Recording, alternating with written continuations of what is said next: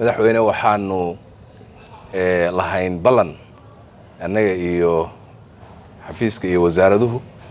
waan kala saxiixnay aniga iyo wasiir walba waxaa ku caddaa waxa la qabanayo 6 bilood soo socota iyo 6 ka dambaysa sanadkan 6 bilood ee haddayna dhaaftay ayay ku saabsanayd ama ay daaranayd isla xisaabtankani waxaan rajaynayaa inaad lagu soo barastagareeyay habkii loo xisaabtamay iyo wixii measurementigu ahaa wixii la isku heshiiyey ayaanu isweydiinay maxaa ka hirgalay maxaanse ka hirgalin waxaan ku faraxsanahay oo ugu hambalyeynaya inay wasaarado badani inay buuxiyeen 6 bilood la soo dhaafay wixii laga rabay ay qabteen sida caadiga ah haddii tartan la galo ama exam ama imtixaan la galo dad waxay keenaan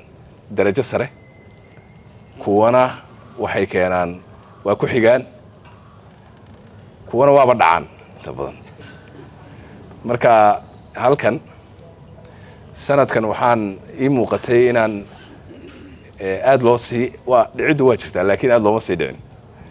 marka waxaan nidhi maadaama aan samaynayno wax cusub oo ku cusub Soomaalida oo ku cusub dawladnimadeenna marka ugu horeysa waxoogaa flexibility baan muujinay 6 bilood ugu horeysa laakiin midda dambe annualka ee 6 dambe soo dhamaatay ama soo socota waxa weeye waa warku adkaanaya intaas marka laga reebo aad baan ugu mahadcelinayaa madaxweyne hortaada runtii mas'uuliyiintan iyo madaxdan oo wasiiradu ugu horeeyaan agaasimayaasha maareeyayaasha oo xilli adag iyo duruufo adag iyo hawlo adag runtii soo qabtay si wanaagsanna u qabtay aad iyo aad baan ugu mahadcelinayaa waan u hambalyeynaya intii ku guuleysatay oo meeshii la rabay ee joogta inta kalena waxaan rajaynayaa inay ayaguna tan soo socota haddii la yiraahdo ay meeshaas ay soo gaari doonaan waan ogahay cid walba waxay ogtahay wixii meelaha ay ka liigayso iyo wixii ka yar qaldamay oo dhan si fiican bay ula socdaan